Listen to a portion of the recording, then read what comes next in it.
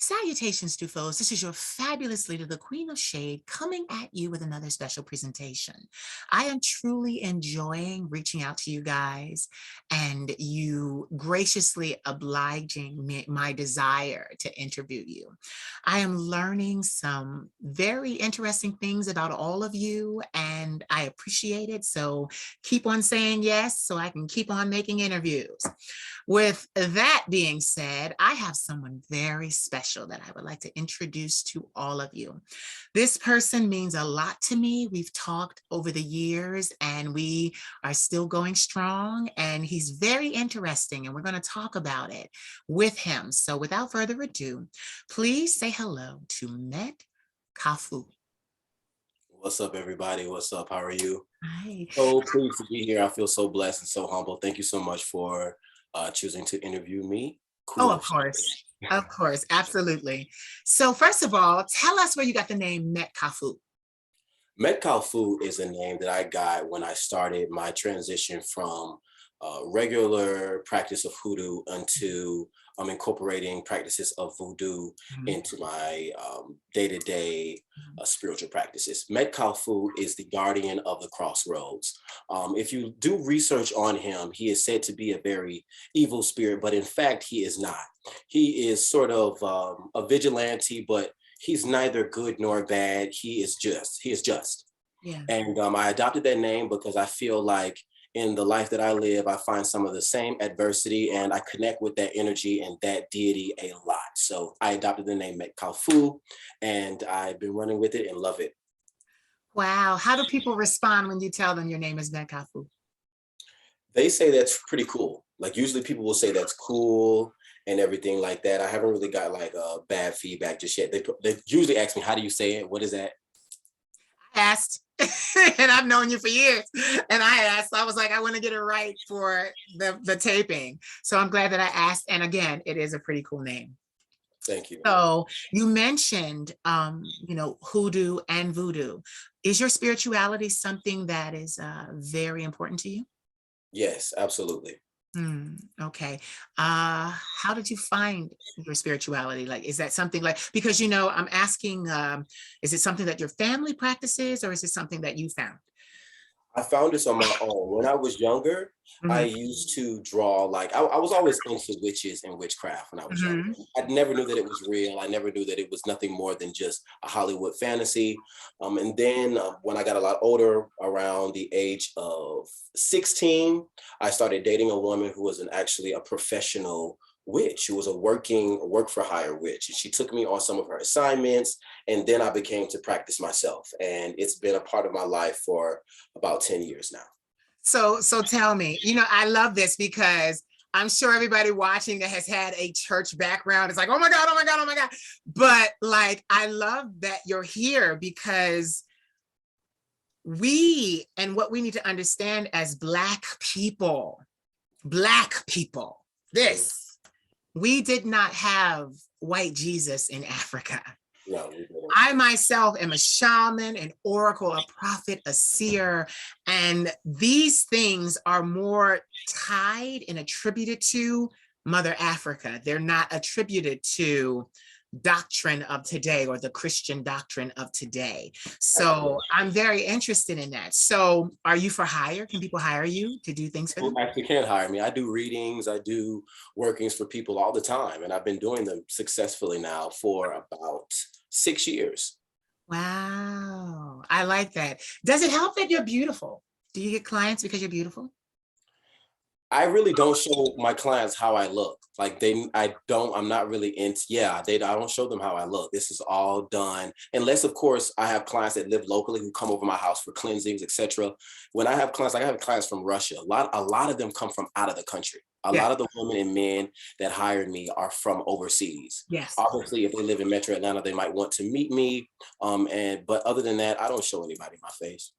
Wow. So I'm honored. You're showing us your face and those abs. I am honored. I am honored that you're showing us all your face for me. Look, oh, we got nipple action. Don't start. Don't start. I'm supposed to be good. Don't start. I'm supposed to be good. I'm supposed to be good. I got to stick My to the bad. script. I got to stick to the script. This is My bad. no, it's not your problem. It's me. See, you can do you. It's my behavior that I have to check, not yours. All right. So here we go. I'm boy crazy. I am. I've always been. But anyway, so how does that go over with your family? I don't really want to talk about your family. I just want to find out if Christianity is something that they're used to. Yes, they are. And in Okay. fact, hoodoo is heavily Christian based. Okay. If you ever pay attention to the Apostolic Church, the Mhm. Apostolic Church comes out of a hoodoo background. If you really date back to old holiness and old apostolic traditions, it's always heavily based in hoodoo. If you ever seen the movie, what was that movie called? The movie about the guy, he crashed his car and he ended up having to stay with a woman. And you can see like when she would practice her group rituals, it was always done in a very Negro hymnal style Right. uh, fashion. Okay. But in terms of my family, you know, it's it's it's definitely a taboo thing, Okay. as with all, I'm sure, heavily Christian Black family Mhm. backgrounds. Mhm. I remember when me and my mother were living together, Mhm. when she would come in my room, you know, she would say things like, you know, the blood of Jesus and all those types of things. I'm It was sorry. hilarious. No, it's hilarious. But then, you know, at first, what they did was they sort of kind of like were uncomfortable about it, but then they would start coming to you for problems with their Right. husbands, problems with this, problems with that, and then it's just kind of like, okay, cool. Well, you can no longer disrespect the practice anymore. So now that you're receiving some favor from it. Yeah, that's so funny. Like I definitely wanted to talk about that Yeah, because, I'm a shaman myself and, people outside of the country refer to me as a white witch. They that's do. hot. Yeah, they do. That's hot. So, and a sangama, like all of Yeah. that. So it's kind of funny. It was different for me because, that wasn't something that I was taught or raised with. I was heavily indoctrinated, but it happened. I want to say in the last 5 years, it happened that it just was me. It's just the divine just started using me in ways that I hadn't been used before. And like my work as the Queen of Shade, excuse me, my work as the Queen of Shade is heavily steeped Mhm. in my practice of being a shaman, That's being too spirited as well. Do you meet many people that practice spirituality that are too spirited? No, I don't. And in fact, I don't really have a lot of friends that do practice. When I first started practicing, I tried to find groups because I thought that I needed to relate to people or I needed to be a part of something in order to, I don't know. It was just something I tried out. But once I started going into Facebook groups and trying to be a part of larger groups of people who were quote unquote spiritual workers, you find that it's extremely gossipy and clicky and just as, watered down as Christianity is what it is today. It's a bunch of people telling other people, oh, you can't practice this or this practice isn't wrong. And, I truly believe that spirit does not care. Yeah. Spirit doesn't care this way or that way. If you have the heart to do the work and you can get the result, so be it. Yeah, I'm the same way. I don't party up or pair up with other Yeah. Sangamas or anything. I work alone. So that's one thing I like about you. I knew the answer to that question, but that's one thing I that would love to though. Like, don't get me wrong. If I could find like a small little close knit coven of people, and we could all work and pray and meditate together, I would love it. But I tried that. I Mhm. had I had three rich friends, and they Yeah. called me their warlock, right? Okay. And I taught these women and did things, and we met up once a week and we did workings, but it all ended up going to shit. Oh, can you It say all why? Can you say It is, why? yes. The reason why is because these girls were not really. They practice witchcraft, but they weren't really spiritual like that. They didn't know they didn't really respect discipline. Like when I was called to tell them to do certain things, like, okay, cool, spirit is calling you to not have sex for 90 days. Right. They couldn't do it. They refused to do it. They were always asking me, like I had one of the girls, I have a cemetery that I use where working with the spirits that live there. I've been using that cemetery for years and become really acclimated with the spirits. So I would invite her there because she would want to do certain workings with me there to get a certain result. So I Right. would take her there, and she was always putting spells on this same guy that was single, that was, I mean, I'm not saying her name, so I can put the Oh, business. But yeah, no, like yeah. this same guy was like giving her yeast infections, right? Right. And instead of her stopping having sex with him, she said, okay, cool, well, this is what I'll do. I figured it out. I'm just gonna dish my pussy every time he fucks me. That way Right. he doesn't give me and I was telling her, like, spirit is calling you to leave this man alone. Let's do Right. work and let's really get you a husband. She couldn't do it. One of the other witches was a liar. She lied about her age. She lied about this. She would put money down for tips when we would go out and take the shit back. Like when nobody was looking, she was just tacky and fucking ghetto as fucking. And the last girl, she would treat me differently when other people were around. You see how I am. Like I'm very dramatic. I'm very sexy. But I love you. I my love you. personality is chill. Like you see Yeah. my decorum, Yeah. my manners are chill, but the way I dress is really out there. Yeah. And sometimes she would let niggas come over to her house, you know what I'm saying? And then she would start acting different, like homophobic men who didn't even ask me what my sexuality was. Just because a Right. person dresses a certain way doesn't mean that they are automatically gay. Right. So, I just didn't respect that. I didn't like it. Like she wasn't necessarily homophobic, but that tendency just was beneath my caliber to Yeah. have a friend that I was invested in. So I cut all them bitches off. Cut all them bitches off. And it's not even any like, malice in me saying that, but like it just wasn't. I don't want to be around women that or anybody that is not confident within themselves. Right. If you don't like who you are, we're not equally yoked. We're not going to get along. If you're not a royal, if you're not a king or a queen, we're Yeah. going to bump heads because we're not going to see eye to eye. So I have to be around other kings and other queens Yeah. or other demigods and goddesses. Yeah. And that's just how that goes. Yeah. I want them to understand that we get along very Oh well. yeah. Oh yeah. Very, very, very, Oh yes. very well. But it's just, I'm glad that that's not in your life because, like, I find that people come to spirit workers kind of like to use them as like magic wands. Mhm. And then when you tell them that they need to make a change, because I do that too, even in my mentoring, I employ a lot of my shaman ability, my oracle ability. I'll see things, I'll say things, and it usually does come with some instructions, like you need to Yeah. do this, you need to do that. And you're right. Oh, well, I thought you were just gonna make it, go away. And I'm like, how long, Right. how long did it take you to get this problem? How long have you had this problem?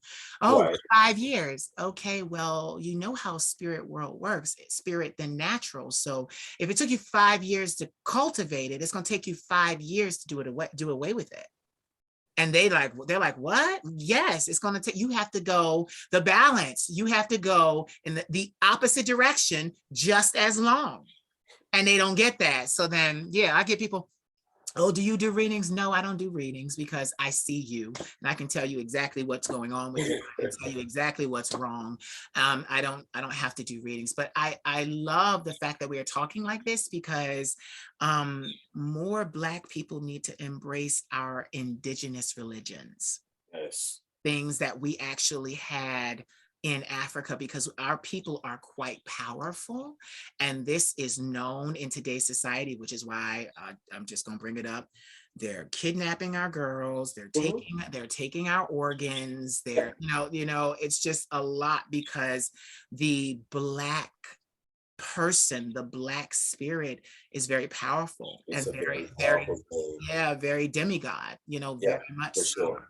For sure. So that's why I wanted to spend some time there I talking. don't mind at all because I really wish that we would start practicing more because I've lost friends, Yeah. I've lost potential lovers, Mhm. all because they knew I practiced spirituality. There was this. Let Yeah. me just tell you this one story before we move Go on. ahead. Go ahead. I was seeing this is about like 5 years ago. I Okay. had started dating this guy. Okay. He was a Taurus, a hairdresser. He was just completely just like, oh, I was very attracted to him. Right. We weren't really compatible, but at the time I did not really know my worth. And I thought that if I was to try to make a relationship work, you can make any relationship work if one person was to love unconditionally. So I would assume that and tried to love him unconditionally, but he was just completely toxic and his mother was emasculating him and doing a lot of other crazy things. His mother was an evangelist, right? So Yeah. he came to spend the night at my house. He came to spend the night. Mind you, I had altars set up all in my room because at the time Right. me and my mother were living together, so I could only have my altars in my room. So I had altars. I had altars on every wall. So, you know what I'm saying? This man come in, he don't say nothing. He cool, you know what I'm saying? We chilling at night, you know what I'm saying? It goes digital, you feel me? Like everything that we supposed to do, we done did. Right. So you feel me? He wake up in the middle of the night, right? Because his mother is calling him. Uh, His mother calls him and say, hey, you need to pray right now because somebody around you is doing witchcraft. oh my God. It was. But she didn't understand. Was not even doing any type of workings on it. Boy, I just had met him. And Yeah. I don't do spells to make people fuck with me. That's one thing I do Yeah. not do. I do workings on myself to make myself more of a glow, to make my aura very captivating. But if you're not designed to receive me, then I don't want you to. I Yeah. do not do spells to make people fall in love or to make people fuck me. I just don't do that. And Yeah. I wasn't going to do that to him. But I think there are some truth in people's evangelical abilities. And she was right. There was somebody, but I denied it. I lied. I was like, no, I don't. These are decorations. I lied because you know what I'm saying? So anyway, so that problem, so you feel me? Like he asked me again about the altars and I kind of like, to diffuse the situation, I pretended like I was offended, and then he stopped asking me. But what ended up happening was like the relationship really wasn't supposed to work out. Like he was a gaslighting Taurus, and it just every time I would try to check him, he would like check out. Like Yeah. every time I would try to like kind of like make him be responsible. And Yeah. then also, back then, because I couldn't trust him, I used like a lot of my dominant and controlling side to deal with him. So Yeah. it wasn't like he was just all bad and I was the victim. I mean, I did have my characteristics because I was using them as defense mechanisms, but I think it was just funny. And I say that all to say that if we did have this spiritual practices engulfed in our community more, he might not have been in. I'm sure that the relationship still wouldn't have worked out because his toxicity came from his mother and their relationship. Yeah. But at least he would not have been turned off by the fact that I am a root worker. Yeah. What sign are you? I'm a Leo. Yeah. Do you know all my life? Okay, let me segue. All my life, one of my uncles is a Leo. Facts. I read a book about Leos and it said that a Leo, I was young, so just bear with me. Okay. I know it's not true, but listen. The book said that a Leo will stab you in your chest and in your back. And then what happened was my uncle, he was only 8 years older than me. He was so, to this day, so jealous, so evil. I remember coming home from college because I had to be medically withdrawn. I was sick. I was this. He would say things like, you can't cope with reality. He always tried to put me down. But the problem was this. I noticed that he would try to adopt my characteristics, my traits. Like I remember a time, and this is so crazy. I remember a time sitting there crying with my grandmother because my college career came to a screeching halt in a very embarrassing way. And I was hospitalized. And I remember coming back to the house and he didn't want me to come back to where my family was. They wanted me to go to my other uncle's house and they put me at my other uncle's house in the city. I had grown up in the suburbs. So I called my grandmother and of course my grandmother was like, you don't want to be there. She came all the way from the city. All the way from the suburbs, picked me up. So once I enter in the house and he sees it's me, he automatically starts going through his anxiety because we both give each other, I'm not going to lie, we both give each other anxiety when we see each other. If we hear each other's voices, there's anxiety and tension there. But it's more on his part now that I know who the fuck I be. Ooh. But I'm just saying. But Yeah, what happened? I can't stand those kinds of relationships and those kinds of like. And what I will say is, what you read can be correct. Like I can only speak for myself. Oh, okay. you know what I'm saying? I can only speak for myself. Like I'm not, I was born August 7th. There Mhm. are July Leos are completely different from August He's Leos. August the 14th. He's August the 14th. Yeah. Now, I do know this, when a Leo is not one with himself, he can be Yes. extremely toxic and Yeah. extremely jealous. Yeah. And I have met other Leos that are like that. But Yeah. because I don't know, I'm just, the creator just made me different. I ain't never been jealous or want nothing that somebody else had. I have been fortunate enough to be on a spiritual pedestal to where I have been protected. I've traveled. I've met great people. In spite of the transgressions that naturally just appear in everybody's lives, like I'm happy with who I am. And I think that's why I can connect with people in a way that I could never, I could stab somebody in their chest and in their back as a retaliation of an attack, but I could never ever invite somebody in my life and be jealous of them because they have more than me. Never. I actually love having friends that could take me higher. Yeah. I pride myself on people that are doing more than what I am so that I can learn and I can bless them too. Because a lot of times the people that I meet that are in high places don't really have the spiritual connection. So they're helping me learn how to make money in Yeah. different ways and I'm helping them connect with their spirit. So it's always a mutual satisfying relationship. But there are a lot of toxic Leos out there who are extremely competitive, who are fake and copycats. Yeah. Copycats. He started his career as a performing artist. He went to a performing arts high school. He acted, he sang, he danced. Um, my voice was just better. No, I'm just And being it honest. is. Like And it is. I'm just being honest. Like he wanted to do all of that. He writes music, he writes beautiful music. My voice was just better. And it also irked him that I hadn't had any kind of formal training. I just, Yeah. and it's sad because I actually remember this and I say this all the time. It was the 90s and Mariah Carey had just come out and she was singing all those beautiful songs and she was using her whistle register like crazy to get the fans interested and I know. into her. Baby. Yeah. And I remember I felt comfortable in front of him to sing and he was going up the steps. I can still see this memory.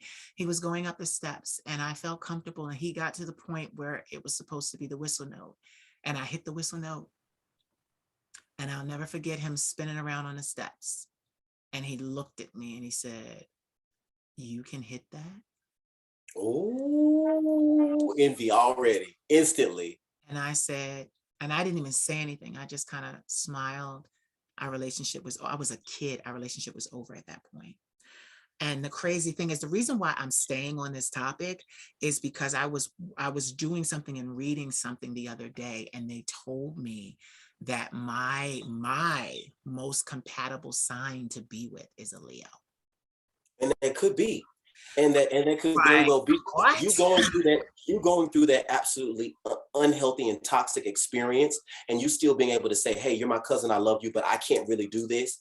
Maybe that will help you accept a Leo that's actually designed for you and accept maybe when they have a bad day, well, oh, I've already seen this and this is not anywhere near He what was I've the experienced with worst. my Leo He uncle. was he was the worst. Smacked me in my face and told me I'd never be anything. We were fighting. I like it just, and he was only 8 years older than me. He shouldn't have even treated me like an uncle and a nephew. I should have been his brother. That, Like growing that up in the same house. And the crazy thing is, I love what you said about them being that way. Something happens because he wasn't that way when we were younger. He wasn't. really. Yeah, he wasn't that way. I remember, like, I have fond memories of him. My grandmother would give him money, and we, like, in Philadelphia, we had this like prestige. It was like a famed movie theater. It was on Chestnut Street. It's no longer there. And I saw all of Disney movies there with him and my sister. He took me into those things. And it was so unfortunate, but there were things that changed him. He had an accident where he broke his nose and messed up his mouth, and then that changed the way he sounded when he sang. And there was a lot of things that he didn't deal with. So I don't really there's not really anger from my part, but my thing is I am going to tell people what you did in order to help them and in order to get this out to the world, that Exactly. this is what can happen. And then he ended up a couple of years ago asking if he could write music for me, and I was like, no. I write all Hell no, I write all my music myself. I was like, no. absolutely not. And it just, it's kind of funny because like you're Leo and I love, and that's the thing, I love you. We talk and I adore you. And it's just like, oh, it's just unfortunate. But Yeah, no, it is. I hear him, he calls my grandmother every now and then. And I do hear growth, but a leopard never changes their spots. So Exactly. we had that. So I'll move on now. So are you a member of the LGBT community? I am. I don't get that from you. I don't feel that from you. It's a very weird space that I am in because I love women. I Mm-hmm. mean, I've had really beautiful sexual relationships with women, Mm-hmm. trans women, and men. So Mm-hmm. I don't really. I hate like I always felt confused growing up Mm-hmm. because I feel like I need both energies to love me in my life, and I kind of like am discovering that I might just be like poly. Yeah. Yeah. You know what I'm saying? Yeah. Polly and Pan. Yeah. X. So you feel me? So like I don't I identify as same gender loving Right. because I hate just answering questions like, oh, are you gay? Are you straight? It's just so narrow and Right. so it's just a weird space to just answer yes or no to those questions. So I Yeah. typically just don't. I typically just like tell people to mind their own business, and it always ends up people can never respect the fact that you don't want to answer a question That's true. that they ask you. And I don't understand why. If I ask somebody something they don't want to answer, I respect their boundary. You're different. People You're people do different. not know how to do that. And it just like to the death of me, just like, what? Are you serious? You're mad because I don't want to answer it? It's because they want to know. They want to know. No one asks a question they don't want the answer to. That's why they're mad. It's like I wanted to know for whatever reason they wanted to know. Yes. Yeah, I want to tell them like, look, you will die not knowing certain things. Be okay with Right. that. Be okay with that. That's a Leo. So wait, let me segue. So with you, identifying, um, you have been doing something lately. Oh, look at the sexiness. I just love this. Okay, this is where I'm going. I'm going right here. I'm going right here. So you can stay just like that. I'm going right here. This is the point. So I was getting ready to say, so with you identifying as same gender loving, lately you told me you've been competing in balls. Yes. How did you get into that? So okay, everyone, I'm originally from Atlanta, Georgia, Uh-huh. and I started clubbing at like 13 years old. Like Oh God. I started clubbing very early because I did not find home at home. Okay. I felt ridiculed and, like I didn't have a good relationship with my mother and her new husband, who was Right. Nigerian. And it was just terrible at home. So I spent a lot of time being out. I spent a lot of time being out late at night. Mm-hmm. I can definitely say that, for whatever reason, I always prided myself on being really, really sophisticated. So Mm-hmm. I wasn't having a lot of sex back then, but it was just like I did a lot of drugs though. Okay. Okay. But We'll talk about that in a second. sure. Um, I would go to the clubs, and at the time we had a club in Atlanta called 708, the Okay. pillar of nightlife in alternative nightlife in Atlanta. Wow. And in one of the rooms, there was a house room where Mm-hmm. the DJ would play like these house beats, and it was always nice to go in separate rooms. Like there was like a reggae room, a regular like top 40 room, and then there was a house room. In Okay. that room, I would see people Vogue all the time, and I never really was a part of the ballroom scene because I just like being a club kid. I Yeah. enjoy being out. I enjoy getting dressed up. I enjoyed the loud music. I was never somebody that stood on the wall. I was always dancing and just so full of life and free. Right. Right. So fast forward now to about 2 months ago. 2 months ago, I went to a friend of mine who I met back then. Mm-hmm. Her name is Janiyah. She's an Ebony. Shout out to Janiyah Ebony, beautiful woman. Okay. She had a birthday party. After the birthday party, there was a ball, an aftermath ball. So one of the icons, Andre Mizrahi, shout out to Andre, Oh, wow. shout out to Andre. He was at the ball. He was like, "Hey, do you?" And I was already kind of in my mind. I don't know why spirit was just like, "You want to get that? You want to get into? You want to start walking balls?" It was in my mind, but I never really just would voice it or act upon it because I was so focused on promoting my music. I was just like, I don't really have time for it. We'll get to that. Andre asked me at the ball, do you want to start walking balls? And I was like, yes, I do. and I want to walk sex siren. He was like, that's what I see you for. Woo, woo, woo. So you feel me? That's how I started. The next ball I walked was the voodoo ball in Miami. I was chopped. Okay. The next ball after that was the pop ball in Miami. I was chopped. Okay.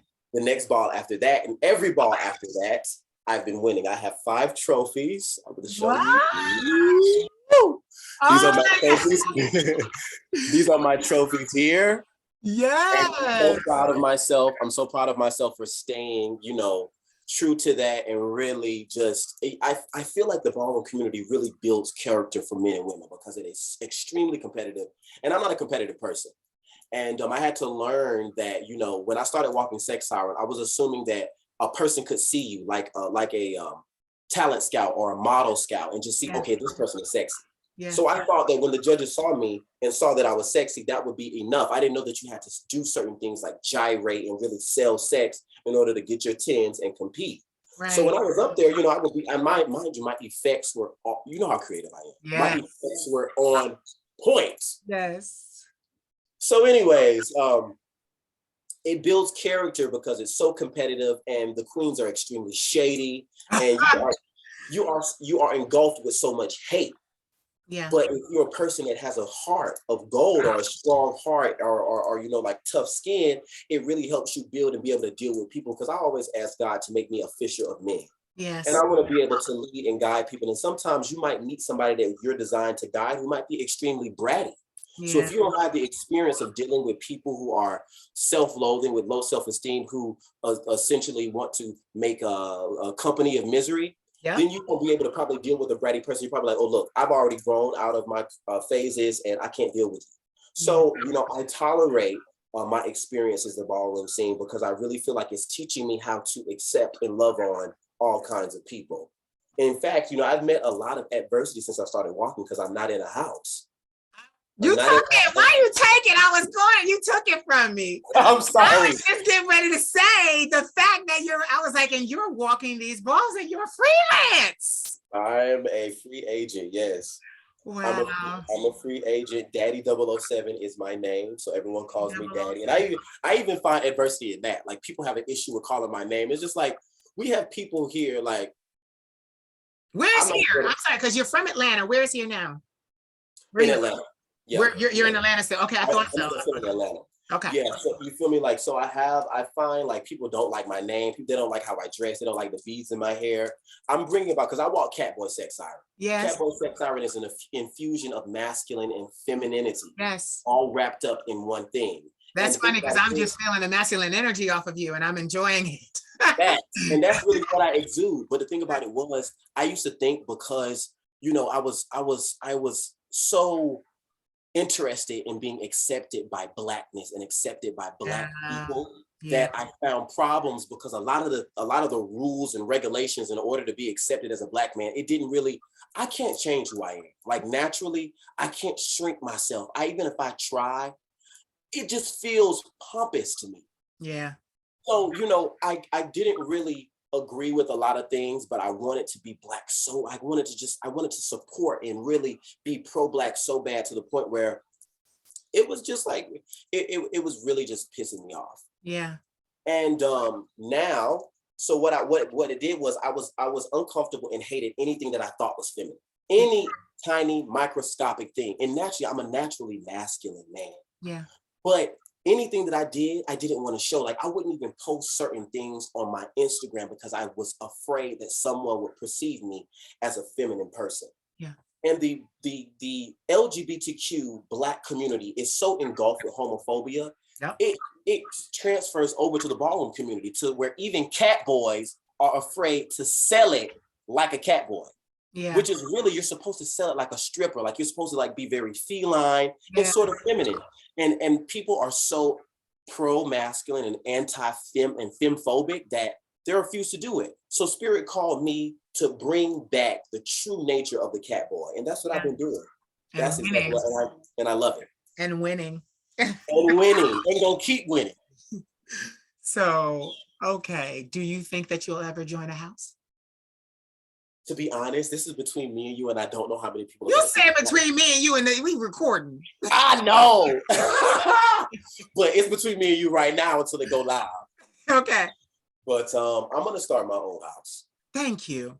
That's I'm what going I to wanted to hear. I'm gonna start my own house, and Yeah. I'm just getting my feet wet right now. I'm gonna qualify for of the year here in my region, so hopefully I can win of the year this year, and then I'm gonna walk as a free agent for a whole nother year until I begin to. And while I'm doing this, from January 1st to January 1st, 2023, I'm gonna be getting up my house members and building a Yeah. family and really getting out there. So if anybody's out there who wants to be a part of my house, my name is Daddy de Leon Core. If you are out there and you want to be a part of my house, I need butch queen and drags, femme queens, everybody, young and old. I need Holla, everybody. holla at me. Yes, and get it. They will. They will. No, so I love the fact that you weren't afraid to do it alone. Yeah. Because you said it, like you were like, yeah, you told me last night. You're like, yeah, they chopped me, and it's like people would have never gone back, and you went I'm not even back. gonna cap. When Yeah.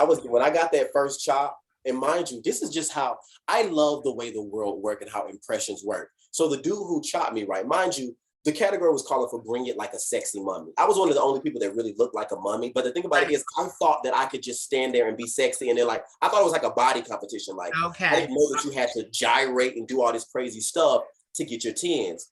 So a dude chopped me, right? Yes. So I walked over to him. I said, "You don't think I'm sexy?" And he was like, "I don't think you're sexy."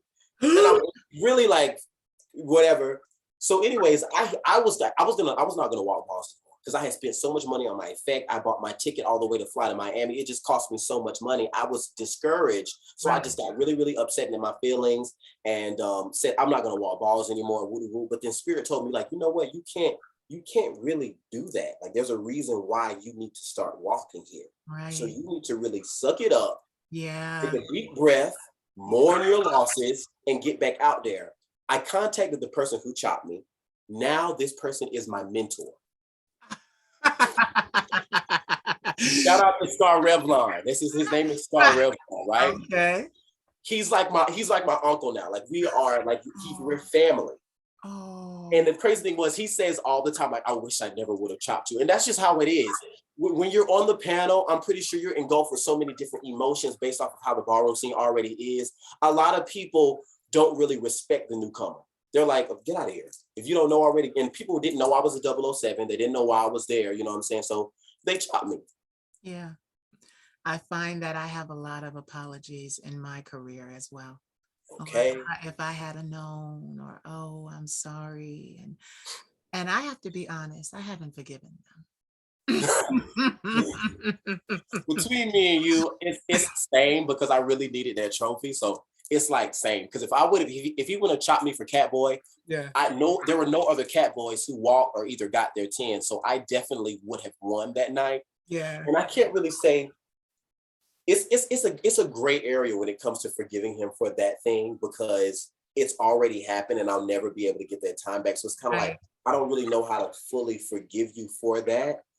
But I hope it never happens again. But what I will say in his defense, he gave me a vote, my last win, which was for the I Am Training Take Me Back ball. He Okay. gave me a vote and I did win grand prize for my last ball. So it's It weird. works, but you just brought something up that's very important. They did that to you, and then they turn around and they're indebted to you. Yeah. They now have to make it up. And I hope he continues to make up for the rest of his life. Right. And see, I I'm just a hope Libra. I'm a Libra. You gotta wake it up for the rest of your life. He's a legend. He's a legend. He's an icon. So his opinion doesn't matter in the It scene. matters. I pray that if you're seeing this, uncle, I love you and just keep loving on me and exalt me at all times. He said, "Love me and exalt me at all times." Okay, when's your next ball? The next ball is on December 18th. It is the State of Culture Ball in Charlotte, North Carolina. And you're going. And I'm going and I'm walking and I'm going. And this is the thing, like I was saying to you off camera, and I'm not gonna really go into it, but you really just like to go. You go and you show up. Like I like to travel. Yeah. I like to travel. Yeah, I do. Yeah. I'm glad I didn't start walking when I was younger though, because I really feel like the creator has really brought me out of a lot of stuff. Yeah, Like brought me out of like the heavy drug use and just, yeah. like That's having where I wanted to meaning and go. sense. That's where I Mhm. wanted to go. I wanted to Let's go go there. there. Let's touch on it. Just a little bit. I don't want to bring up. No, and just to let you know, no questions are off limits. You can ask me whatever you Right, like. but it's just not my interview style to, I don't like No problem. the point. Now I wouldn't tell everybody else that, but I love you so much, and I love your mannerism so much to the point where you can ask me whatever you want to. Okay, can you take off your, so no, I'm joking, I'm joking, I'm joking, I'm joking, I'm joking. Don't you dare on my show. Don't you dare. Kalfou, don't you dare. You're gonna get me canceled. No, but no, it's just being so young and not um feeling accepted at home. I want you to touch on that because there are still so, okay, this is the reason why. I want to say before pandemic, pre-pandemic, my nephew brought me a 12-year-old boy to my door. And see, this is the thing, you have to be very careful when dealing with children. So I didn't allow this young man into my house. Mm-hmm. I stepped outside and I talked to him on my porch. And he basically started crying and he was like, listen, I'm 12 years old. I know that I'm gay and my mother hates me. My mother is talking about throwing me out and I don't know what to do. And this was Kalfou, this is the advice I gave him. I said, sweetie, I know that you know who you are, but you've got to be able to get to a point in your life where Hello. you can make that decision. So I told him, scale back a little bit. Mm-hmm. Don't be so aggressive with it. I know that you want to come out and be this and be proud. I said, but baby, to be honest, I don't want you to come out until you get your college degree. I told him, I said, because when you get your college degree, you can take that degree and you can go live and do whatever you want. And there's a reason why I didn't just say regular job, because this is the thing. I had to work regular jobs. My bipolar disorder ended my college career, but I respect the collegiate community Mm-hmm. because I remember my hardships and I remember my fears. Having to work customer service, because that's what I did all of my career. Um, I worked in places where the customer service agents were there, but the degree holders were also there. And I envied the fact that they could take care of themselves. It started at $40,000. And I had made it work with what, 21, 22,000, as a customer service Okay. agent. So you were getting paid double what I was getting paid for one person. And I wanted to bring that up because people want to act like finances and money doesn't matter. It matters in our lives. Right. And my thing is, I gave him that advice and he thanked me for it. Thank you, Mr. BJ. I said, you're very welcome. I said, and if you need anything or if you need help, you can come back and see me. Well, the next day, his mother threw him out, 12 years old, on the street in the middle of winter. And I said to him, he was crying and I said to him, what can I do? He said, I need you to call my dad. I need you to call my dad. So we contacted his dad and his dad came and got his son. His dad Back. didn't even care that he was gay. He said, my son is 12 years old and my son will not be on the street with all of these pedophiles and these older people that can do anything and everything to him. He will be in my house and we will figure it out. That's about to make me cry. That's about to make Yeah, me yeah. Listen, and like exactly, I'm getting goosebumps. Like it just, yeah, like it just people. Shout out to the father and bless that father for Exactly, stepping up and being a man that exactly, way, supporting his son and not trying to change him. And I exactly. pray that that truth is what's going to live on when that child gets to his house. Yes, and the thing about it was my father. Oh God. First of all, my mother was 17 when she had me. My father was 28. That's statutory rape in my state, but their crime is their crime. My mother was always, my mother was sexually abused by her father. So she was always older, acting than she should have been. But my father was not in my life. I have fond memories of my mother putting me down because we lived in the high-rise projects and he lived in like the separate houses part of the projects. She would put me down. Kalfou, I was 2. And I just remember, and I can still see it. I remember she would put me down in the parking lot and he would be further away and I would run to him. That's my memory. I would run to him and he would pick me up and he would hug me. But that's the problem with the Black community. They only want you while you're little and don't need much. Yeah. When Exactly. when you start to grow up and you have needs and you got to go to school and you need this and you need clothes and you need It this. takes work and effort and parenting. Yes, they check out. So that's what my father did. But the last time I saw my father was 2005, before I was on my way to Paris to be a model. And he basically wanted to fight me outside. And my grandmother on that side and my sister stopped him because he was like, why can't you just answer the question, are you gay? And I looked at him and I said, now mind you, Kalfou. I hope you didn't answer it. Hold on. Oh, you listen. Listen. Back then, I was Queen of Shade, honey. Already know. Back then. So the only thing, it's so funny because people always say to me, "You have such a beautiful face." They said it in fashion. You have such a beautiful face. They think I look like my mother. I am the spitting image of my father. It looked like he spit. This is his face. Well, it's mine now, but this is exactly. We look exactly alike, and it's so crazy because I said to him, why do I have to answer a question that you already know the answer to? And he got mad and wanted to fight. And then my grandmother on that side took me outside, kind of like trying to diffuse the situation. So we're sitting on her patio. And she says to me, baby, I don't care what you do. You could fuck a dog. You're going to still be my grandson. And I looked at her and I said, you just equated my sexuality to fucking a dog. We're done. So I love and respect. I haven't seen and get it. At that moment, she's older. At that moment, I registered in my mind, I will never see you again living. Okay. My father too. And get it, when I first started the Queen of Shade, now mind you, my sister has my number. She could have given it to him. He didn't call me. He reached out to me on Facebook. Oh, hi. I see you doing your thing. I always knew you'd be a star. And that is true. He did. He always knew I'd be a star. He did. He did. And he reached out to me. And you know what was so crazy, Kalfou? I wasn't even mad at that point because I had found myself. So I knew that he wasn't going to be a part of my life because I wouldn't allow it.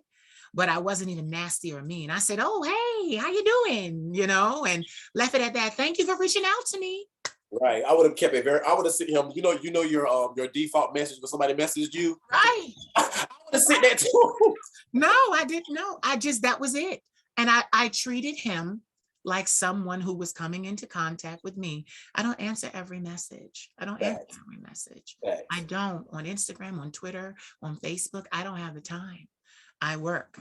But we got on that. And the reason I said all of that and we went that way is because I am now a mother and a father to millions of people. Never had one quite myself, but I am a mother and a father to many people. And even when they had families, had mothers and fathers, I am written constantly, almost every day in somebody's, hey, mother, you inspire me and this and that.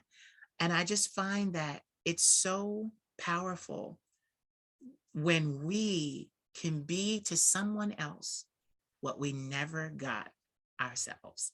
Yeah. Ooh. Yeah, That statement. Yeah, like the crazy thing is, okay, so Spirit just told me this. I want to say it before I forget. Go ahead, say it. I don't know if you've ever seen, there's a show. What is the name of that show? It's a Black themed show where the Black people they're doing like heavy magic. Okay. I don't know. Anyways, there's a character in this show, and his father was really abusive. Mind you, he wasn't gay. Right. But his father used to beat the crap out of him. Oh man. For anything that feminine was doing. So he looked back. They were able to go back in time and Uh-huh. realize that the father had been gay the whole time. I don't know what your dad does, but it'd be so crazy when fathers are super homophobic but have homosexual tendencies. Sweetie, my father has homosexual tendencies, There we go. as do all of his brothers. There we go. Let me put a pin in it right there. Homosexuality is hereditary. It's hereditary, Kalfou. Let me tell you something. On my mother's side, all of my aunts and uncles are gay and lesbian. Every single one. Okay. My mother has dabbled, but all of her brothers and sisters are gay and lesbian. But they wanted to be in the church and please their mother and please society. So they kept trying to ignore who they were. And then when I came along and I'm just this cloud of I love me, I want to be me, they were very hard on me. Yeah. Because I reminded them of who they were, who they should have been, and even to this day, they live meager existences, meager, minute. There's only one aunt that lives a lovely life. She's married to a woman whom I adore. They have their own family and they're doing it. But all the others, sad, honey. All the time I talk to him, I just want to be what Christ wants me to be. But then all of a sudden, but I feel that I have a message for the LGBT community. No, you don't. I No, do. you don't. No, you don't. I do. No, you don't. I do. Not you. I do. Not you. You're not their ambassador. I am, which is why I'm out here. And we love you. We all And I love each and every in and out of the community. right. I love everybody, but I love you more than I should. Yeah. I appreciate the love. And I appreciate being able to love you. Thank you. So let's segue.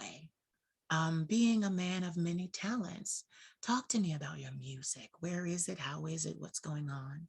Tell me So about my music right now you can find on all streaming platforms. platforms. My debut album Un Matin d'Orage is streaming everywhere as far as my What was the single name? Un Matin d'Orage, which What? translates to a stormy morning in French. Wow. Un Matin d'Orage. So get this. It's under Kalfou? It's under Baby Bokar, which is my artist Okay. name. Baby Bokar. BABYBOKOR is my artist name. Don't worry, I'm gonna give them all the links. I'm gonna give them all the links under here because I think you're gonna be found. A lot of people, this energy you're giving is so. Thank you. I appreciate it. And I really do want to be seen because these last couple of years I have not been I've been trying so hard to make close-knit friends and build a family. I've furnished this entire home thinking that I was gonna be able to have dinner parties and I'm finding that haven't found my niche yet when it comes to foot traffic and person to person. I have not found my niche on or offline. So I would love to. I'm so open. I'm so open to exposure. But let me tell you something. It's for a reason, Kalfou. Facts. Don't rush it. I do receive that. I receive that. Don't rush it. That's just from spirit to spirit. Don't rush it. I receive that. Reason. Even with me, I am virtually alone. I have you and I have my buddy Mariano and I do have my nephews and I have my grandmother, but I spend most of my time alone. Yeah. And I find that is the penance for the spirituality and the gifts that we have. You can't bring everybody into your space. And that's what I'm trying to really get back to. I used to be so in tune with my solitude. I was just so okay with it. I was extremely creative. But now I don't know if because I've been battling depression and all sorts of different social crisis in my life. But I feel so much of a need to overstimulate myself with the company of a person or persons to the point where I'm trying to get out of that. I just started a fast on December 1st. I'm not able to smoke any weed, drink any alcohol, or have sex. And that is my way of disconnecting with cardinal desires so that I can get back my spirit man and truly get to know myself all over again and be okay with just being alone. It's transmutation. You're transmuting. You're just taking energy from one area to build yourself in another area. But honestly, you don't need a lot of people. Yeah. And I wanted to ask you something. Do you have any pets? Yes, I do. I have a pet. I have a one cat. His name is Oloru. Okay. I You call him Olu for short. Yeah, I got a cat as Poppy, and she's one of many to come. I love Okay, yeah, same. yeah, I I love really want to serve them. Those beautiful, like they exotic. are, aren't they beautiful? Woo! So beautiful. But I like Persians, so I Persian have cats are lovely too. yeah, so I have a calico. She's a short American short hair calico. Her name is Poppy. I have her. I'm working on her because she was a rescue. Mm. So I'm getting her to acclimated with people loving her, people touching her. Her bowl is never empty. I never want her to have to meow at me for needing food. Like Mm. I don't ever want her to have to lower herself because she has a very high sense of self because she's had to be, that way out there. I can do it myself. That's her attitude. So I just kind of keep that about her. And then every now and then I sneak in my touching and stuff like that. In the house, people in the house, my nephew, his girlfriend, my grandmother, they all help me with her. But Nice. I want a huge Maine Coon. I want those huge. They're really really big. They're related to the Norwegian forest cats. They're They're really big. beautiful. Yeah, they're I big. love felines. I'm a very Yes, feline man. but spirit workers usually do. Yeah, Cats are very very powerful. yeah, I love So felines. yeah, I'm very feline. So Yeah. yeah, I love that. So there will be more. But I was just going to say, just when you have pets and that you can appreciate and that love you for who you are, not what you have, it matters. A Jamaican woman, stopped me in 2007 on the street in New York City. I was there for the day and I was with a friend, and she stopped me. And I'm going to tell you exactly what she said to me. She took me by the hand. She said, "I have a message for you." I said, "Sure, no problem." She said, "You're going to be like Barack Obama." She said, meaning that you're going to come out of nowhere and have great success. Okay. You're going to experience great success. And she said to me, she said, "Spend your money on animals." She said, "Because people will only use you for what you have and what they can get from you." She said, "But an animal and your animals will love you no matter what your life is." Mm. And I thanked her. This was a stranger, but Jamaican, they have the gift spirituality. Yeah, the obeya, yeah. Yeah. So I thanked her and I went on my way. And That's all. I never forgot what she said to me. Never forgot it. And you know, I'm gonna have Lord, you're gonna make me come to Georgia. I'm gonna have to Come come. on to Georgia. Come on down so I can cook you I was dinner. yes, I was like I was So I can getting cook for you dinner. what part of Georgia are you in, so I can just get my bearing on where like I'm in Decatur to be exact. So okay, Decatur. Okay, no problem. Metro Atlanta. I'm about 15 minutes from the city of Atlanta. Okay, no Yeah, I'm problem. really I that have to county. pop. I do. A bitch does work for herself, but Please come down so we can sit at my table and I can I cook. We can record the whole thing. We can make it a whole situation. no, but I want them to know how much I love you. We've been talking for years now. Yes. And every single person that I've been bringing on, I have a relationship with. And even my adult film star, I have a relationship. Like one of them, I was talking to Javon, Daddy Cream, and he was like, I was like, "We've never talked like this." He was like, "You're lying. We talked like this over the years." He wanted people to know that. Like, no, we do talk. Like we do talk. But with you, it's been really serious. And it's so funny because we reconnected recently, and I had been thinking about you. I had been thinking it looked like you were heavy in my spirit. And literally, I went to Facebook and saw a message from you that had been left some time ago. And I was like, he messaged me. I love when spirit looks out for us and sees our intention and what we Yeah, want and what we need. for So sure. I'm just so I'm so elated by that. So I anyway, am too. I'm back so happy to, that we reconnected. yes, back to your music. I don't want to leave that immediately. Are you working on music now, or are you I just am. oh, you So are? for my debut album, I'm going to make it a visual album now. Okay. Every record will have its own, for lack of better words, I'm going to turn it into a short film. Yeah.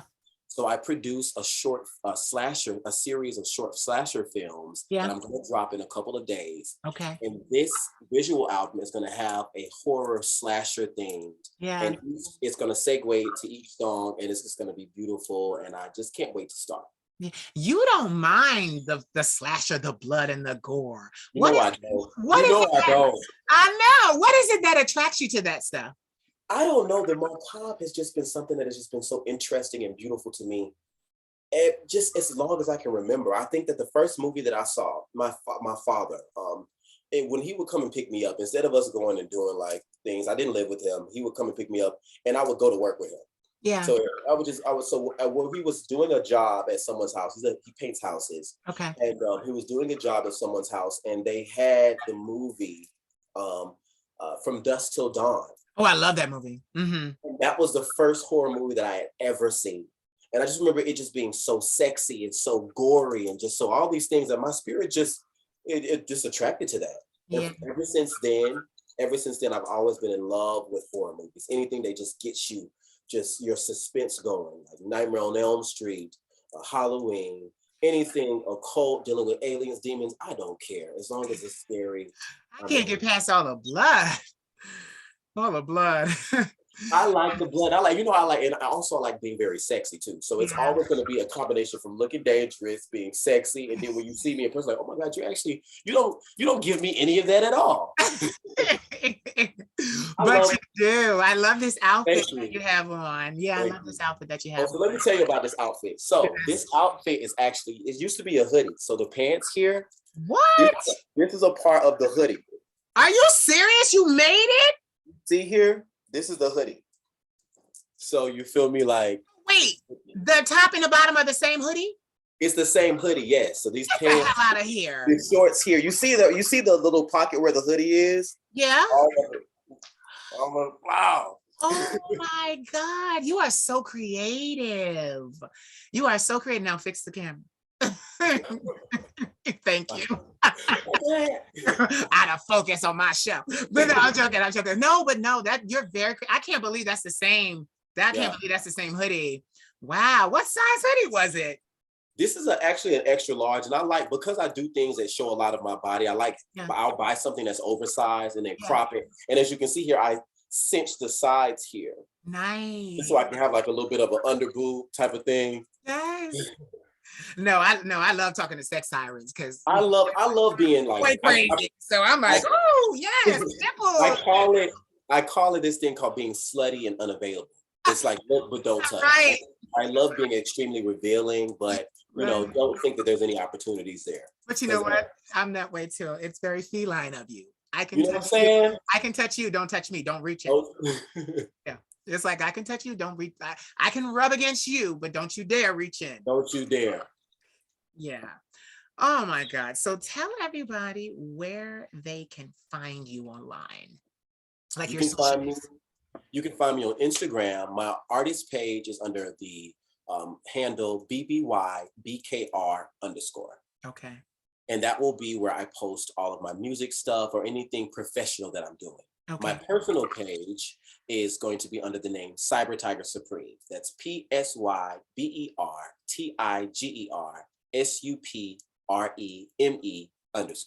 Yes. I'm gonna put it all in the thing, but still, Twitter. Go ahead, Twitter. My Twitter is BBYBKR_, and my Tumblr is Baby Bokar. Now the Tumblr is NSFW. What? The Tumblr is what? Say that again. The Tumblr is NSFW, which is not safe for work because it's some risque pictures. That was back when I was like, didn't mind when I post online. Do me a favor. Pick up your phone right now and send me the Tumblr link. Okay, I'm sending that Tumblr link. Send me the Tumblr link. See, that's why I love you on our computer. Send me the Tumblr link right now. I'm gonna send you the Twitter link too then. Oh yes, you send me. You know what's so crazy? I love the beautiful but unavailable. Yeah. I do. Because my thing is, 9 years of celibacy. 9 years of celibacy? Yeah, August 29th. Bless you. No, I only did it to like transmutation, to focus on my career. Like I only did it that way. Like And that see, the was thing about it is, I feel like I've been called to do that. I'm gonna be okay. 100% honest with you. Yeah. Like, I I was like using sex as a way to deal with the fact that I was feeling lack of love. So Hmm. for a while, like I'm talking about Queen, like I was unavailable, but I would choose who I wanted to fuck. Yeah. Yeah. You know, so I used to have so much fucking sex in Babe. the hopes that the person that I was fucking would like fall in love with me. I had not been Wow. taught relationship, like, courtship and all of that. I had not been taught any of that. I Me grew up in a either. household watching my mother chase a man that did not want her at all. Yeah. She had no time to talk to me about sex or, how to date or, how to, Yeah. respect yourself when you're dating. So I thought that, because I knew that what I possessed as far as like sex appeal, that Yeah. once I had sex with a person, they would then see my personality and then want to just keep seeing me. And it never Mhm. worked out because that's not how you approach relationships. No. So I used to have so much like sex. I'm talking about like there was some times where I would have like sex 7 days a week with a different fucking person every You day. have we talked in the summer of 2008? I slept with 85 men. Just that summer? Just the summer. The summer. The summer is 90 days. I Bro, stopped at 85, 5 days shy of bro, one a day. okay. Yes, I I too was I think at that time I was embracing being a feminine top and loving that. Yeah, yes. I'm yeah, I'm a blouse. So I I, was I enjoying, love figure the tops. I love yes, yes. I was enjoying it to the max, and I was being received. I had an amazing body. They weren't saying no to me, so I do everything to excess. I work to excess. So that's why, Same.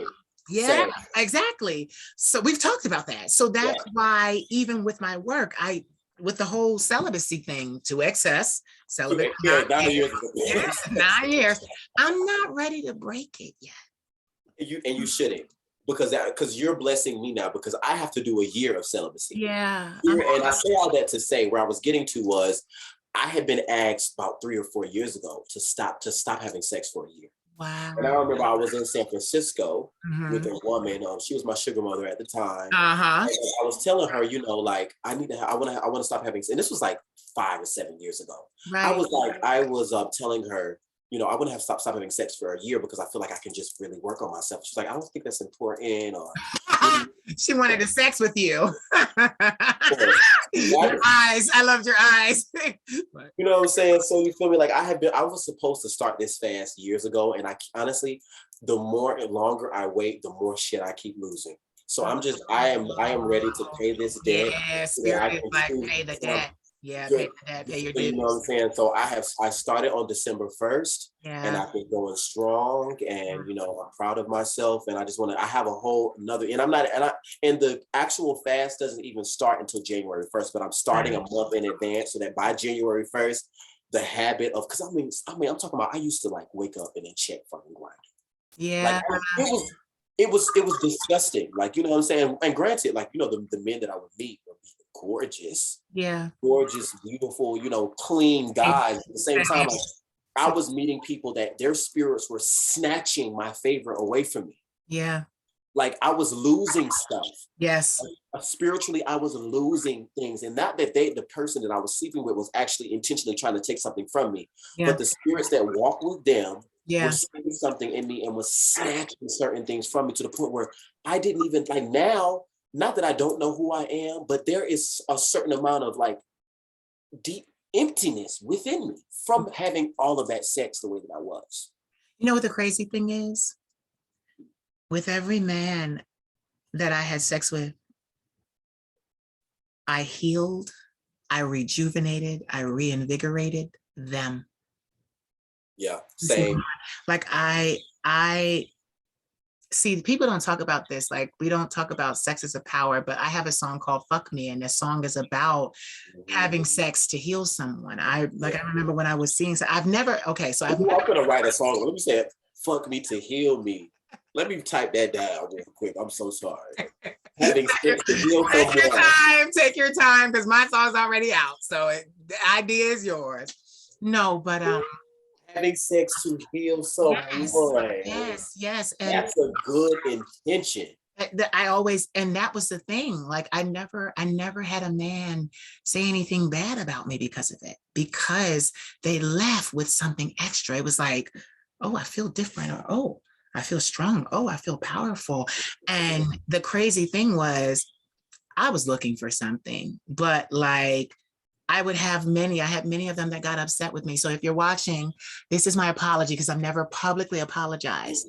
But they always would say, you never called me again. Because I literally was about one time and done. Like I literally was one time and done. Like there was only one boy that I slept with a couple of times. But the thing about it was he was jealous of me, envious of me. He kept telling me, oh, you remind me of my neighbor who's a diva, but she's not going anywhere.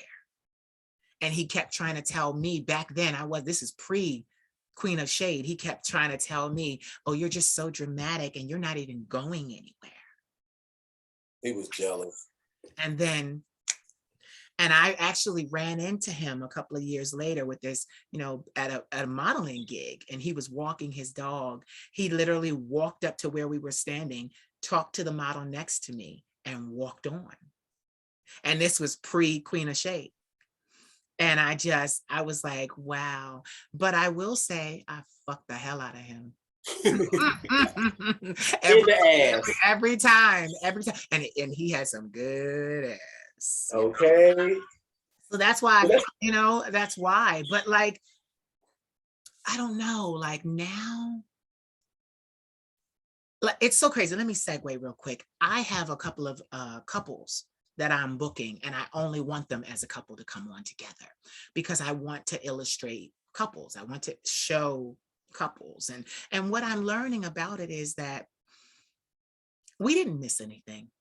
When you say, oh, I didn't see love, this is that and the other, because honestly, love is a choice between two people. Mm-hmm. Some people can try to mirror or model after it, but to be honest, their relationship is going to be completely different from your relationship with your partner. You may be able to pick up certain characteristics, certain traits that you see that you want, but you both have to come together and agree on that. So seeing a blueprint is not really going to help you because you and that person are completely different. So, like, because some of the couples I'm bringing on, they have sex with third parties and they have OnlyFans and, they do different things, but they're the principal couple. So, like, I would love to speak on that too. Yeah. Because I'm realizing like I have this vision of having like, so I practice FinDom. Yeah. That's how I pay my bills. So yes. I am what you call a cash master or a dom, and my subs pay me to humiliate them, ignore them. Yes. They're just sending me money for no reason. Yes. It's not no reason. Wait, it's not no reason because when I was a phone sex agent, I had to play a dominatrix and they called for that. Like it's trauma that they had in their life. But like, it's like this. I always used to say, hold on. It's like a knife. If you get stabbed with a knife. I'm over having a knife just right there. I thought it was a knife. I was like. No, so listen, if you get stabbed with, listen, I ain't that crazy. Like, if you get stabbed with a knife and it goes in, do you know that you can't just pull it out again? No. It has to be surgically removed because it can cause more damage coming out than going in. And the reason is because your body starts to adopt it as part of itself. Facts. And that's the thing. It's the same thing with trauma. My boss at the agency used to make sure, like we used to do a lot of psychological study and research and evaluation. And we found that these men were actually, one thing about them, they had great credit. They were high earners. They were in charge of other people's lives. They were not submissive in their day-to-day lives. Not at all. They were dominant men, but they needed to give up that power with someone. That's exactly what FinDom is. Yes. And then B, relive what became a part of them. So please continue in saying what you do. So do you have OnlyFans? Before I do have OnlyFans, but there's nothing up there yet because but I got some content. Oh, okay. Because I find it easier for me to sell clips than it does for me to sell subscriptions, because you can sell your videos and your news for a lot more than you can sell like a whole, like have somebody just see everything and only pay like a subscription fee. Okay.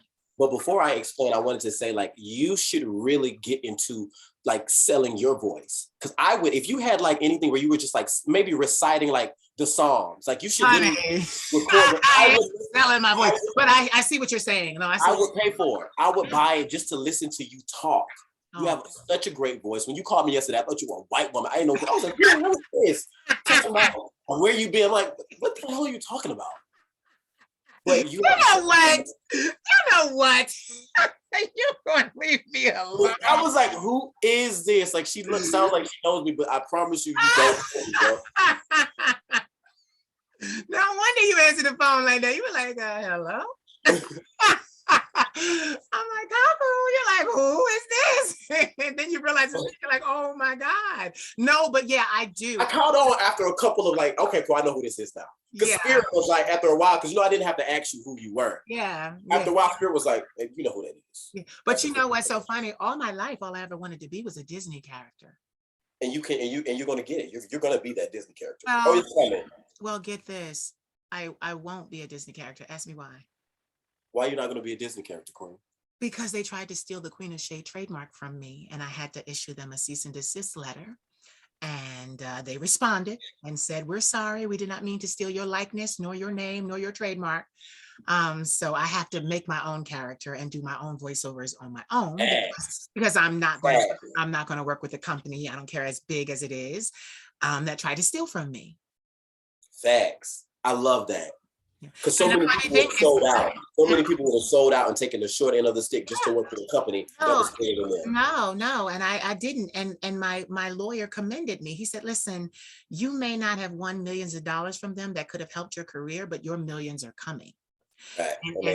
And he also said, you know, Disney has such long money that they could have buried you in litigation for 30 years, but they can't, like literally we gave them a deadline to respond. The day they literally said, oh, we're sorry, we've done our research, we know who you are, Queen of Shade, we're sorry, this will not happen, we're going to change the because it was under Marvel, they own Marvel Comics. So they were like, because get it, her name was Shade. And earlier in my career, I used to have fans. Her weapons were fans. Wow. Then on top of that, her hair was green. I literally sent them the picture of me with the fans in the green wig that I had posted to social media. Yeah, it was that. Yeah, it was serious. And then they named her. Yeah, they said they said they were going to change her name and her likeness, and that her name would be Dark Veil. That's what they told me. So I haven't seen her come out, but because the thing is, of course, you're not going to come out because you really wanted Shade. Facts. Exactly. You really wanted Shade. And then you realize, oh, this bitch just isn't on social media with a name that's not trademarked, just making all of this work. No, bitch, there's a company behind me. I cross all my T's and dot all my I's. Everything is hyphenated. Everything is like, I wish somebody would. My lawyer would have a field day, even with my Queen of Shade videos. My lawyer would have a field day with somebody trying to take my verbiage. Okay.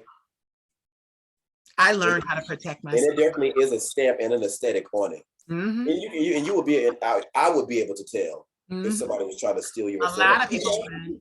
A lot of people. A lot of people would. And a lot of people have tried. I mean, I remember when I first came out with my song Black Stilettos, and a certain cosmetics company came out with a new eyeliner called Black Stilettos. I was a baby then. I didn't know how to protect myself. It's different now. It's much different now. But that's what my lawyer said. You have a real brand, and people know this brand, and people want this brand. You know, Nene Leakes, she tried to go on a Queen of Shade tour. I knocked on her door. My lawyer knocked on her door, said, baby, you can't go there. You're not the Queen of Shade, boo. Sorry. You're not the Queen of Shade. No. So she had to change the name of that tour to Shit Talkers, because baby. And that's what she is. Really. And that's no shade. And that's no shade. Yeah. Yeah. But so why I brought up the whole Dom thing is because that's really that's the type of relationship I want. Like, I want like a poly relationship is very much like a master slave inclination. And I know that You probably would. You would. Like in horror. You want to lord so over somebody. I know that that sounds like sort of like, No, you're going to have a lot of people that will accommodate you. Yeah, you're and fine. that's what I want. Like I want like just four people that want, and it's not going to be like a super like, it's going to be like a loving relationship where Right. these are my subs, I'm their dom, and we Right. all have this close knit, close relationship. We're monogamous between each other, and Yeah. we build and we create economics and Right. business, and us really start a family. And that's really what I want to put myself out there and You get know because what's I'm so feeling crazy? like You know what's so crazy? We did it as tribes in Africa. facts. You're not saying anything that's not indigenous to us.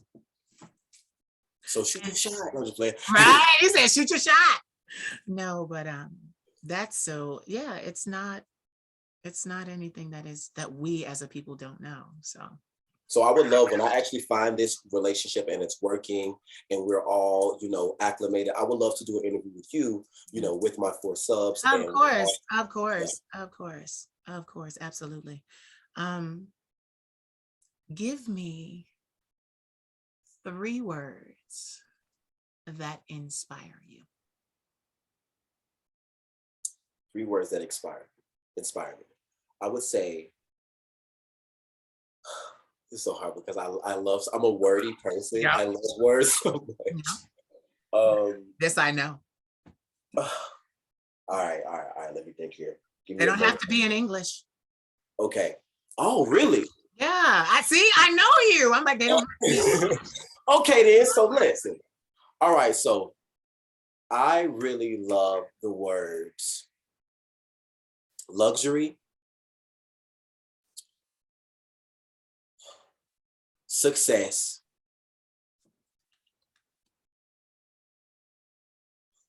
what's the word that I'm thinking of?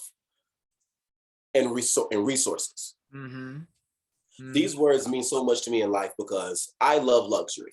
Yeah. Like if you look in my kitchen right now, I eat with silver spoons and forks, and I'm not bougie, but I like you even just eating with these things. The quality of experience just is better, Yeah. and that's why they call it luxury. Luxury. I really love luxury lifestyles. I like luxury travel, food, just luxury. I feel like this relationship is a luxury. You, Having somebody you are so you don't understand when you came into my you said life. I was luxury. No, when you came, you don't get like for no dead ass, you are luxury. When you came into my life, I was really on the brink of losing my fucking mind because I was dealing with so much things with my family and my mother. Oh my And you God. came in just in the nick of time. And you, as a certified influencer, Yeah. to respond and and give me your personal number and have a conversation and uplifting conversations with me, that really planted a seed. Just like I told you last night, that planted a seed in me. And I was able to get back up and not faint Yeah. because of what I was going through. Yeah. This relationship is a luxury, and I cannot wait for you to come and let me love on you and feed you and do all the things, and we can really, really just parlay and fellowship. Yeah. Oh my God. I'm gonna come. I'm gonna come. So success is so important to me because that's how I feel useful. Uh-huh. If I'm successful in all my endeavors, successful, like just even getting up in the morning, like I wake up at 3 a.m. Monday through Mhm. Friday so I can prepare Wow. myself for the day. Mhm. And I don't feel successful if I have not done that. There was a lot of times when my life requires so much order. Yeah. Like I have such a need for order. Everything Yeah. has to be like this. Now, quite frankly, and I am a spontaneous person, but Mhm. there has to be a certain level of high order in Yeah. everything that I do in order for it to be a That's, success. that's because the spirit world is very ordered. People don't realize Exactly. that. Yeah. It's very And then resources. I think it's important to have renewable and sustainable resources, not only just with the like mundane things, but with people. You are a valuable resource, not only to me, but to everybody that you come in contact with. Thank you. There's no telling what this interview is going to bring about for us both. Yeah. Those 3 words are so important to me: luxury, success, resources. It's a huge part of my life. Oh my God. All right. So one more time, you have to stand up for us and show us Sex Siren. That's how we're gonna end this. So here we got I can't believe you made those. I the cannot believe that you made those. You are very talented. Very talented. you got the Yes, body. yes. Okay. To be honest, I love showing. You better win your next I ball. love showing my chest like that, like I got titties. I Yes. love doing this and covering Yeah, up my nipples. I do it too. I got videos in my phone right now that I had the fan blowing and everything, and I'm just like this. Yeah, yeah, yeah. I have enjoyed this interview probably more than the others because we really, really vibe, and I just like that. And I got the opportunity just to show you off, and that is what this interview was for. Just show you off. And yeah, we both are in store for a lot of things in life. So that's why I asked you to do it. I'm doing that with everybody. I see greatness in you. I see greatness in your endeavors. I don't know how you're going to keep 3 women together, though. 4. I don't know how you're going to keep 4 women together and then they're going to start having kids. Kalfou, they're going to start having kids. Like, you might have to move to Africa for that shit. So I actually, this is what it is. It's going to be a accumulation. Like I don't just want women. Like I want. Oh, okay. See, I want a harem. I want a harem, and I accept that. I want a harem of men, though. Like one woman who will have kids. Like one woman who will be the childbearing. Okay. Will bring about the life in the and so that will actually be a 5th person. Like, okay. You know what? You just listen. So I wasn't including like these are just the subs. Like the woman will never be my sub. That's gonna be my queen. Right. The woman's gonna be my queen. Right. The 4 men are actually who are going to be my 4 men. Oh God, I didn't know they were gonna be men. So the 4 men are gonna be my submissive. The woman is going to be my queen. We're going to actually have the kids. And I know that I know that vision can be brought to victory, not only because of my prayer life. And once I give up this year, this fast, I know that the universe, I don't know what exactly the universe has in store for me once I give up this and really invest myself and really give this up. So, you know, I'm just excited to see. And even if the universe doesn't give me anything except wisdom and understanding, I'll take that. No, Kalfou, I have a lot of men that are very dominant in appearance and in their daily lives, and they are submissive to me. Yeah. They're submissive for me, not say for me. And it's just, you know, they're like, when you gonna break your celibacy? When you gonna break your? I'm comfortable where I am right now. And you stay there. Yeah, there's power in celibacy. Yes, it's not even a celibacy. There's power in building and aligning yourself spiritually to, like you said, have luxury, have success, you know, have resources. That's what I'm working on. I got no time for, and that's the thing. And these men are like lawyers and athletes, and you know, so they clearly do come with resources and success and luxury. I'm just not ready. So you wait it out. Yeah, you wait it out for as long as you have to. And I love that. And I want you to be being that celebratory discipline over here too, because I'm gonna need it, baby. Well, let's talk about that very quickly and then we'll go. Like during my celibacy, I still saw porn. I didn't necessarily do the whole actions, but like I still saw porn. I was still aroused by porn. You know, so it wasn't like it was kind of like just no people, none of that. Like I just did not do that. But but I know what you're talking about, because even ejaculation is like coming is you lose life force. Like you lose life force. So I didn't I want to say towards the first 7 years, there was none. And then 8 and 9, now I can come. It's all right, because I've built what I wanted, and I have it where I wanted. And the thing about it is now it's not even a mess, like a issue of breaking my celibacy. I just want a really stellar guy. Yeah. I just want a really stellar guy. And I probably have them because I have a lot of athletes and things like that, oh, you've helped me. How can I repay you? How can I show you and they touching me. How can I show you my gratification? Okay. You know, but it's just, I don't know. Maybe, but you know what? I really don't want to break it until I go to Paris. Once I Paris, oh my God, Paris is, and I haven't been to Paris yet, but I've seen a lot of videos and done you will be summoned to Paris is a place of romance. Paris is home of Yes. romance. And get it, I'm not looking for love. I'm not looking for love. You are love. That okay. I don't need no, I'm looking for sex, but just I'm not ready. Not yet. And see, that's where I'm getting to. I'm getting to a place where because I am love too, but Yeah. there is this, there, I'm polluted, I feel like. I don't want to use the wrong, I don't want to use the wrong words to describe myself, but I feel like I just want to get back on track and really hone in on my discipline. But you also have to realize something. Okay, I'm going to say it.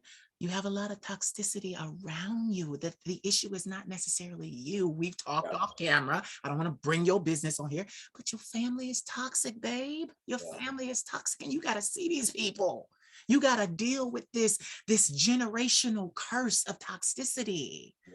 You know, so and get it. You said, like I said, once you emancipate yourself, you'll be It'll good. be better. You'll be better. You'll be It'll able be to better. fuck, do whatever you want to do and be okay. You have to, it's the same thing with me. Once I get to Paris, my family won't be with me. Okay. No, the Queen Mother has to. I got to take the Queen Mother, because she gave up, she worked 40 years for me to get those investments that she gave me. But I'll take her. But even then, she'll be at the chateau. I'm getting a place in the city of Paris. And Okay. I'll do, and Oh, but you you're know what? moving to Paris? Oh, yes. Oh, yes. I'm Yeah. leaving. I'm leaving. Yes, I'm leaving. That's why you don't see clips of me performing anywhere. I'm out. I built this brand and I am out. I am going over to France where I belong. I have connections. I have celebrity friends there that can help assist me. Oh, I'm coming to visit you, baby. I You know. get acclimated, I'm coming out there, and I'm I going to told see you, my way. you will be my guest, like they said in Beauty and the Beast. You Oh will my, be my oh my guest. God. And I love, and that's another thing that I was talking. When I said resources, this is a thing. Yes. When Yes. you have friends all over I the got, world, trust you me, go over to there. Paris, you got that thing, you They're go to like, I Japan, you got got friends. this Wait a thing. minute. Wait a minute. One of my friends he just got a medal from the Queen for his work in fashion. Wow. She gave him a medal, the highest honor, and he's in Paris, and she made him come to Europe to get this honor. And he said to me, bitch, when you get here, I'm just going to throw one of my most beautiful dresses on you and send you down the runway. Because the point is not being a model, it's an introduction to French wealthy society. That's what it is. And when you have friends, they can do that for you. He Yes. gonna play my music and be able to say, ladies and gentlemen, this is the Queen of Shade from America. It's gonna be quite, come back for what? Okay. Turn down for what? Like, like what? I'm a be no, done all this work and I can't wait to have you visit me. I don't think people really understand just how captivating the modern aristocratic community is. It People are so is. used to like ghetto section clubs. They don't, when you go to like a party where people are living high society and the way Yes.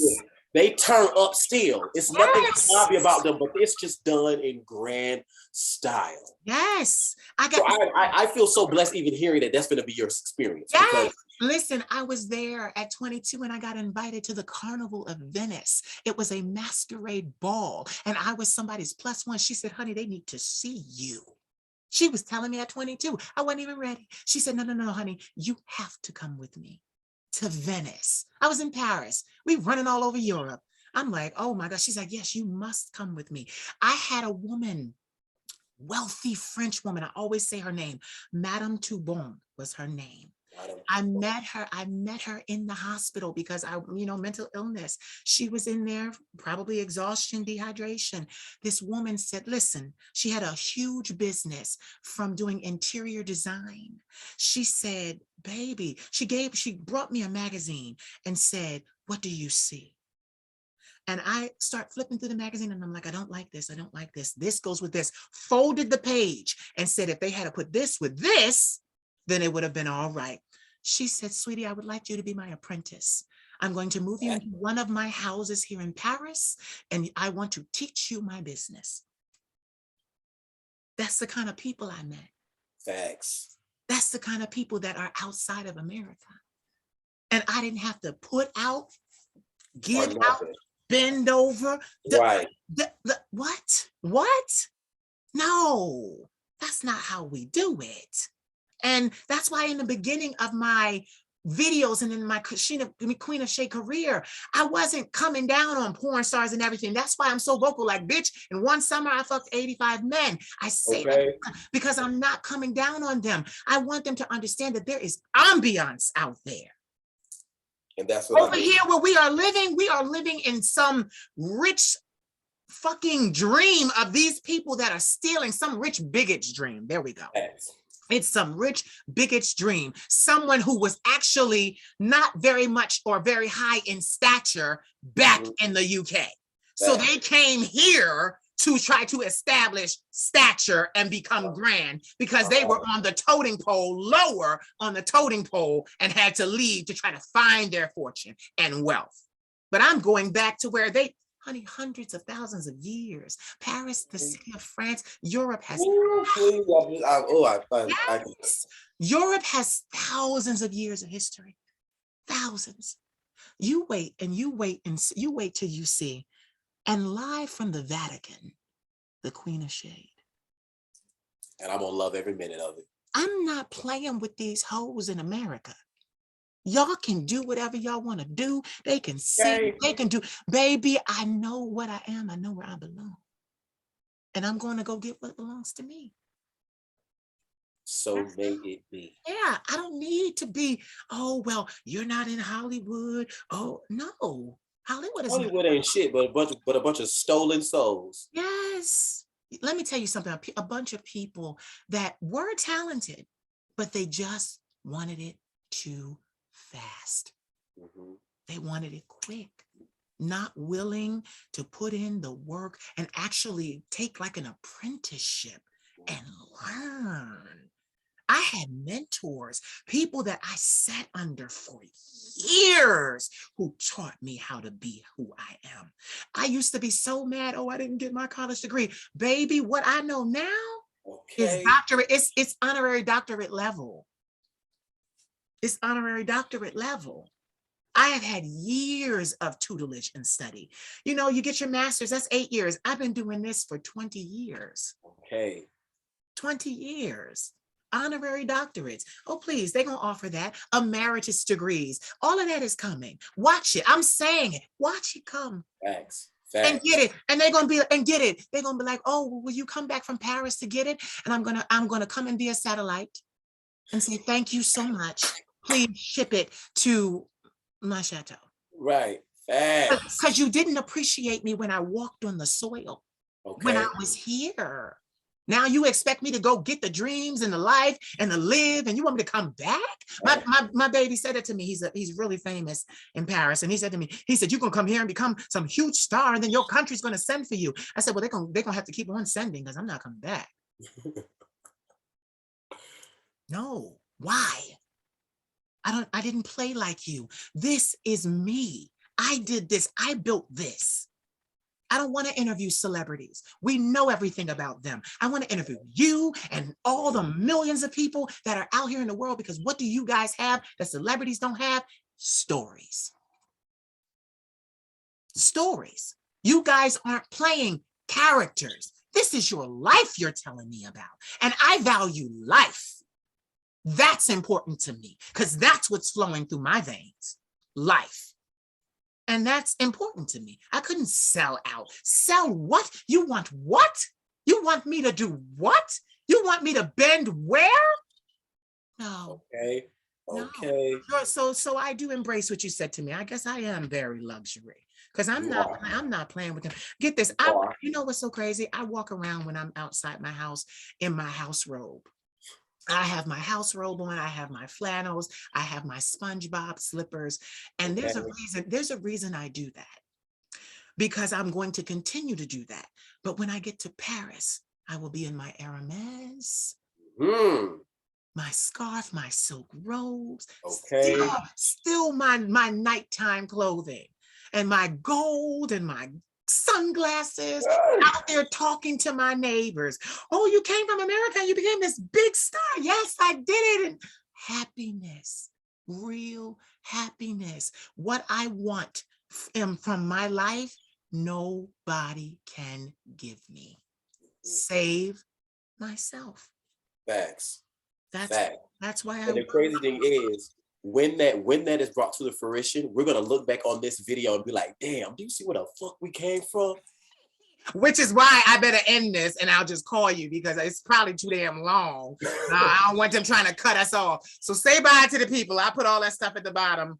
Listen, Queen, thank you so much. I've had such a great time. This has really blessed me today. You don't understand how a nigga was just feeling extremely lonely. And this really gives me some invigoration that I can take, stay focused, stay headstrong. Yeah. I love you so much. You And I too. just pray so much success and favor and blessings over your life. Thank you to everybody watching. Please don't forget to hit your boy up. Follow me on all of my social media and stay in touch with both me and the Queen of Shade. I love you all. Bye-bye. Bye. Don't go nowhere because I can see you. Hold on. Okay.